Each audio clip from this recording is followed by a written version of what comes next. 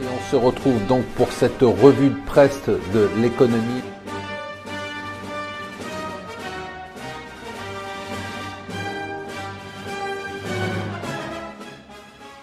Bonjour et bienvenue sur Mon Financier pour la revue de presse de l'Écho. Nous sommes le jeudi 7 septembre, visite hautement symbolique aujourd'hui de Macron en Grèce pour parler de la zone euro. Alors il veut beaucoup parler, il va faire un discours sur le nouveau modèle européen, la démocratie dans un lieu très symbolique.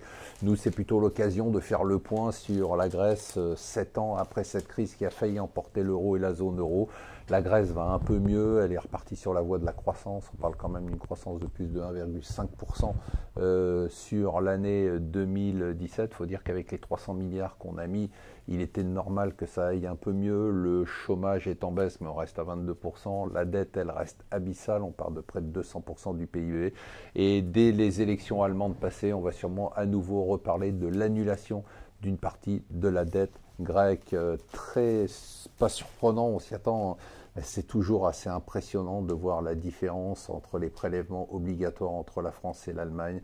Plus de 45% pour la France, on est à 35% sur l'Allemagne.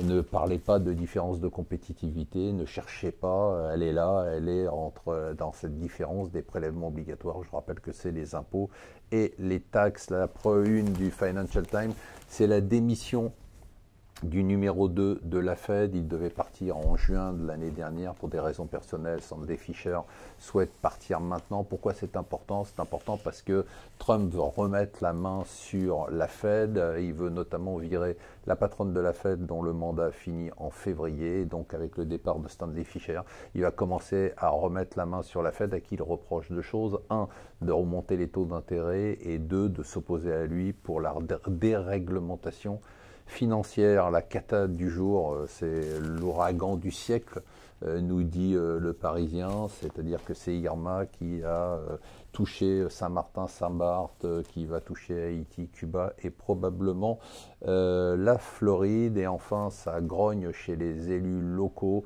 Ils sont énervés, notamment les maires contre Macron, énervés à cause de la baisse de la taxe d'habitation, à cause de la baisse de leurs allocations et puis surtout parce qu'on va diminuer les contrats aidés. C'est quand même étonnant parce que la plupart, beaucoup de maires sont de droite et avaient gueulé contre les emplois aidés. Et maintenant, ils considèrent que c'est pas normal de les réduire.